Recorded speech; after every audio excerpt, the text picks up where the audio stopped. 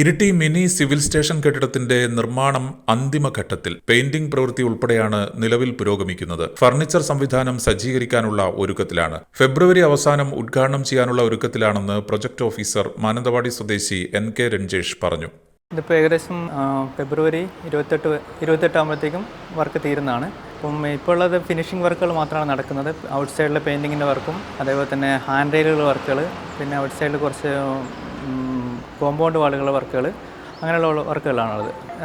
Work അന്തിമഘട്ടത്തിലാണുള്ളത്. 28-ാം തീയതി ആകുമ്പോഴത്തേക്കും work ഏകദേശം കംപ്ലീറ്റ് ആവുന്നതാണ്. എത്ര മാസം എടുത്തു ഇതിൻ്റെ നിർമ്മാണ പ്രവർത്തനങ്ങൾ? ഈ ഒരു മാസം കൂടെ ഉണ്ടാവുള്ളൂ. ഇനിയിപ്പം ഫെബ്രുവരി കൊണ്ട് വർക്ക് കംപ്ലീറ്റ് ആവും. പിന്നെയുള്ള ബാക്കിയുള്ള വർക്കുകളെല്ലാം ആ സമയം കൊണ്ട് തന്നെ തീരുന്നതാണ്. ഈ ഒരു മാസം കൊണ്ട് തന്നെ ഇനാഗുറേഷന് വേണ്ടിയിട്ടുള്ള എല്ലാ നടപടിക്രമങ്ങളും പൂർത്തിയാവുന്നതാണ്.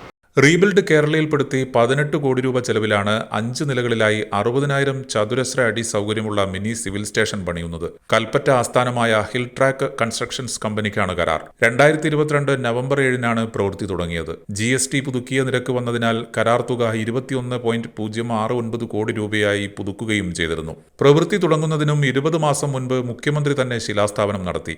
എന്നാൽ സാങ്കേതികത്വം കാരണം കരാർ ഉടമ്പടി വൈകി.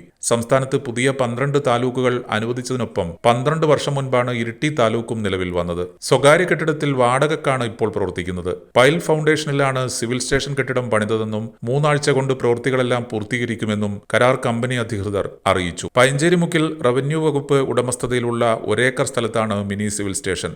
എല്ലാ സർക്കാർ ഓഫീസുകളും ഒരു സ്ഥലത്ത് കേന്ദ്രീകരിക്കുമെന്നതാണ് മിനി സിവിൽ സ്റ്റേഷന്റെ സവിശേഷത. ഇരിട്ടിയിലെ മിനി സിവിൽ സ്റ്റേഷൻ യാഥാർത്ഥ്യമാവുകയാണ്. 3 പതിറ്റാണ്ടുകാലത്തെ കാത്തിരിപ്പിനൊടുവിലാണ് മിനി സിവിൽ സ്റ്റേഷൻ നിർമ്മാണം പൂർത്തിയാകുന്നത്. ഈ മാസം തന്നെ ഉദ്ഘാടനം ചെയ്യാനാകുമെന്നാണ് പ്രതീക്ഷിക്കുന്നത്. മിനി സിവിൽ സ്റ്റേഷൻ പ്രവർത്തന സജ്ജമാകുമ്പോൾ താലൂക്ക് ഓഫീസും സപ്ലൈ ഓഫീസും ജോയിന്റ് RTO ഓഫീസും അടക്കമുള്ള വിവിധ ഓഫീസുകൾ ഒരു കേന്ദ്രത്തിൽ കേന്ദ്രീകരിക്കപ്പെടുമെന്നുള്ളതാണ്. അത് ജനങ്ങൾക്കേറെ സൗകര്യപ്രദമാകും എന്നുള്ളതാണ് ഈ ഓഫീസിൻ്റെ മിനി സിവിൽ സ്റ്റേഷൻ്റെ ഏറ്റവും വലിയ പ്രത്യേകത. പയഞ്ചേരി മുക്കിലെ മിനി സിവിൽ സ്റ്റേഷനിൽ നിന്ന് ജിതിനോടൊപ്പം ഷിജിത്ത്, ഏജനറ്റ് ന്യൂസ്.